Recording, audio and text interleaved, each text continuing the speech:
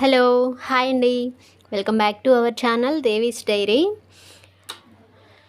ఈరోజు మన డైరీలో రెసిపీ ఏంటంటే పిల్లలు అలా అడగగానే ఇలా తయారు చేసి పెట్టే రెసిపీ అండి. చాలా క్విక్గా తయారు చేసుకోవచ్చు. అలాగే రెండు ఇంగ్రీడియంట్స్ ఉంటే చాలు, మూడో ఇంగ్రీడియంట్తో పని లేదు.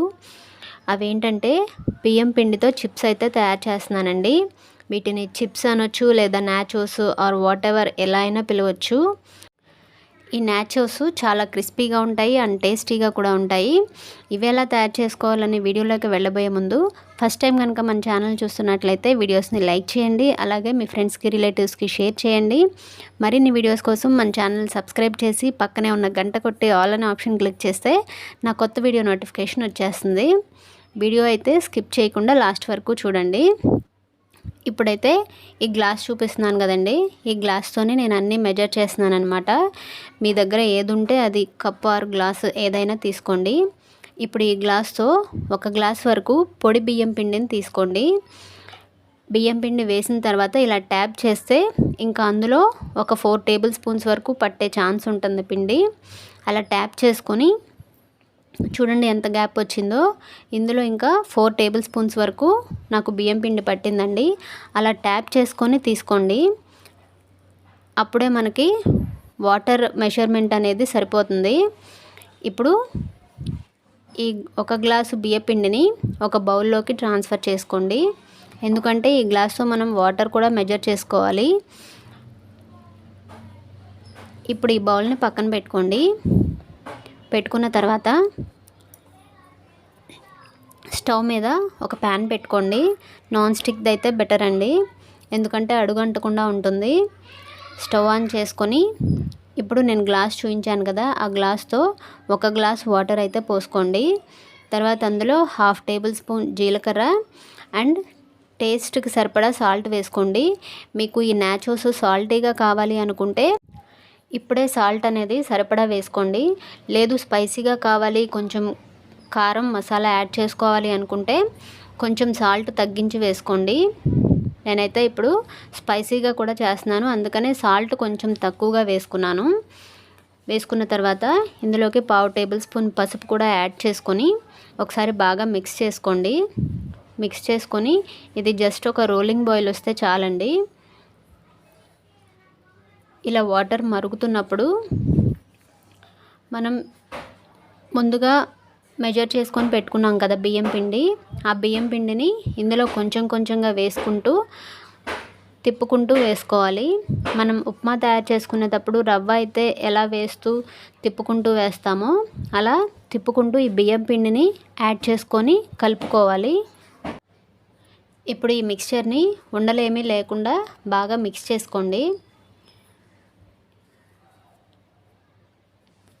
మిక్స్ చేసుకున్న తర్వాత ఇప్పుడు స్టవ్ ఆఫ్ చేసుకొని ఒక పావు గంట సేపు దీన్ని చల్లారనివ్వాలి.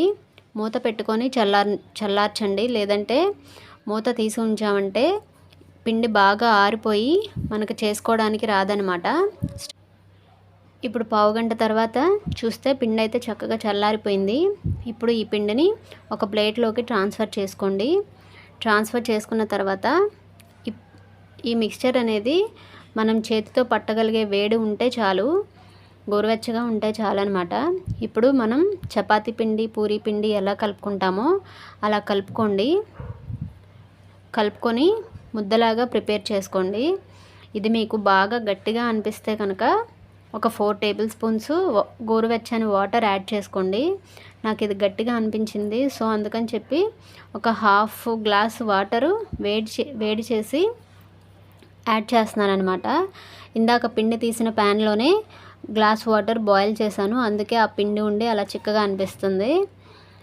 మీకు పిండి ఫస్ట్ టైంకే సరైన కన్సిస్టెన్సీ వస్తే వాటర్ యాడ్ చేయని అవసరం లేదు. నాకు వాటర్ సరిపోలేదు, గట్టిగా అనిపిస్తుంది, సో అందుకని చెప్పి గోరువెచ్చని నీళ్ళు యాడ్ చేశాను అనమాట. యాడ్ చేసుకొని ఇలా ముద్దలాగా కలుపుకోండి. మనకి కన్సిస్టెన్సీ అనేది సాఫ్ట్గా రావాలి. ఇలా ముద్దలాగా ప్రిపేర్ చేసుకోండి.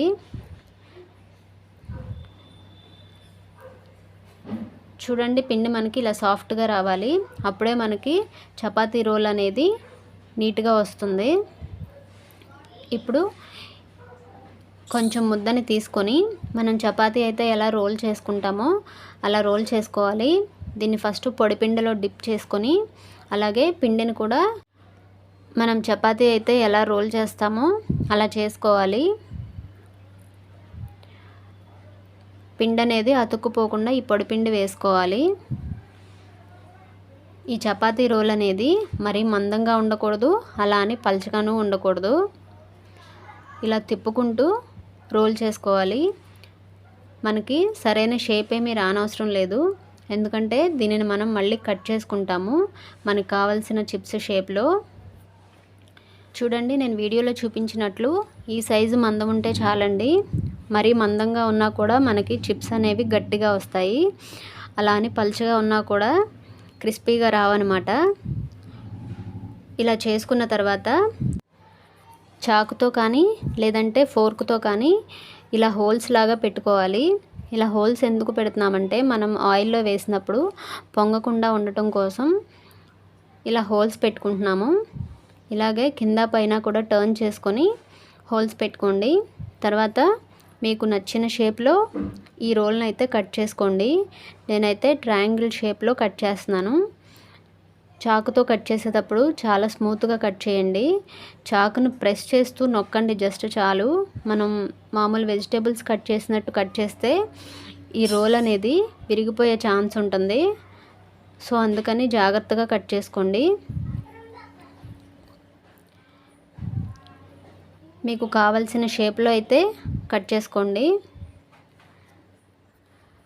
మీ దగ్గర పిజ్జా కట్ చేసే కట్టర్ ఉంటే పర్వాలేదు, లేదంటే చాకుతో ఇలా స్మూత్గా కట్ చేసుకోండి.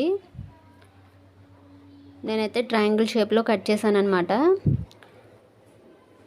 అలాగే మిగిలిన పిండి అంతా కూడా ఇలా కట్ చేసుకొని పెట్టుకున్నాను. ముందుగానే ఇవన్నీ ప్రిపేర్ చేసుకొని పెట్టుకోండి, తర్వాత ఆయిల్లో డీప్ ఫ్రై చేసుకోవచ్చు. ఇలా మొత్తం కట్ చేసుకున్న తర్వాత ఒక ప్లేట్లోకి తీసుకొని పెట్టుకోండి. తర్వాత స్టవ్ మీద ఒక ప్యాన్ పెట్టుకొని హీట్ అయిన తర్వాత ఆయిల్ పోసుకోండి. డీప్ ఫ్రైకి సరిపడా ఆయిల్ హీట్ అయిన తర్వాత ఒక్కొక్కటిగా ఇందులోకి వేసుకోండి. ఆయిల్ మాత్రం బాగా హీట్ అవ్వాలండి. బాగా హీట్ అయిన తర్వాత స్టవ్ని మీడియం ఫ్లేమ్లోకి అడ్జస్ట్ చేయండి. అడ్జస్ట్ చేసుకున్న తర్వాత ఇవన్నీ వేసుకోండి. వేసుకున్న తర్వాత కూడా మీడియం ఫ్లేమ్లోనే వీటిని డీప్ ఫ్రై చేయండి. ఇవి కలర్ అనేది ఏమాత్రం చేంజ్ అవ్వండి. ఇలా మనం వేసినప్పుడు పైనంతా చాలా నురుగులాగా వస్తుంది కదా, ఈ నురుగంతా తగ్గితే కనుక మనకి ఇవి ఫ్రై అయిపోయినట్లే. ఇవన్నీ వేసిన వెంటనే కూడా గరిటె పెట్టి తిప్పకండి. ఒక 2 మినిట్స్ ఆగిన తర్వాత ఇలా గరిటెతో టర్న్ చేసుకొని మొత్తం ఒకసారి తిప్పుకోండి. తిప్పుకున్న తర్వాత ఒక 10 మినిట్స్ అయితే టైం పడుతుందండి. చూడండి, ఇప్పుడు నురుగు అయితే కంప్లీట్గా తగ్గిపోయింది. కలర్ చూడండి, ఏమాత్రం చేంజ్ అవ్వలేదు మనకి. ఇప్పుడైతే ఇవి ఫ్రై అయిపోయినట్లేనండి. నురుగంతా కంప్లీట్గా పోయింది కదా. ఇప్పుడు వీటిని తీసుకొని టిష్యూ పేపర్ పెట్టుకున్న ప్లేట్లో వేసుకోండి, ఎందుకంటే ఎక్సెస్ ఆయిల్ ఏమైనా ఉన్నా కూడా పీల్చేసుకుంటాయి.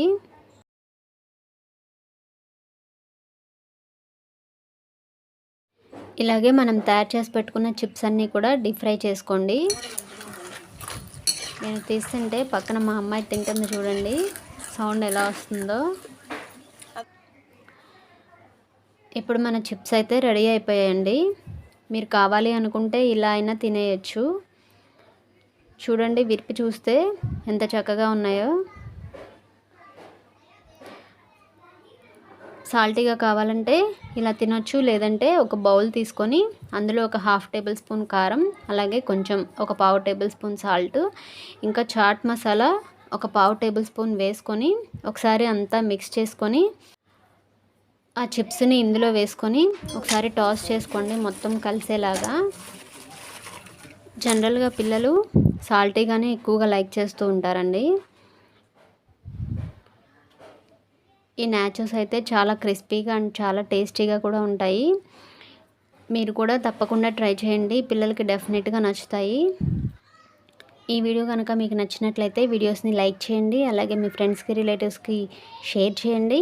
మరిన్ని వీడియోస్ కోసం మన ఛానల్ సబ్స్క్రైబ్ చేసి పక్కనే ఉన్న బెల్ ట్యాప్ చేసి ఆల్ అనే ఆప్షన్ క్లిక్ చేస్తే నా కొత్త వీడియో నోటిఫికేషన్ వచ్చేస్తుంది. మరో వీడియోతో మళ్ళీ కలుద్దాం. Thank you.